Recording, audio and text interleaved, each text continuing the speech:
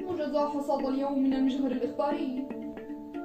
ترامب قبل رحيله يمنح أوسمان كبار مستشاره لإنجازاتهم في إتمام اتفاقات التطبيع العربية الإسرائيلية ويصدر موجة عفو جديدة. CNN تكشف عن عقد اجتماع في البيت الأبيض للرد على تهديدات إيران ومناقشة خيارات توجيه ضربات عسكرية. وطهران تنفي التورط باستهداف السفارة الأمريكية وتتهم ترامب بإثارة الفتنة.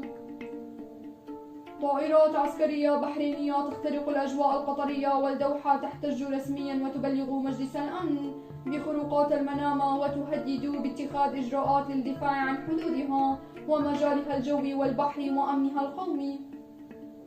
بعد قتل أكثر من 100 شخص رئيس وزراء إثيوبيا يرسل قوات عسكرية لإقليم بني شانغول جامز والتوتر لا يزال سيد الموقف.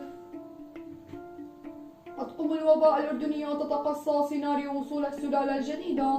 منصة خاصة لتعاطي اللقاح لم يصل بعد. ونقاش يتجدد حول جدوى الحظر الشامل والجزئي. والدكتور محافظة يعيد التأكيد على أن عدد مصابي المملكة الحقيقي ينهز 2,000,000 حالة. وصلنا وإياكم إلى نهاية هذا الموجز. دمتم بخير.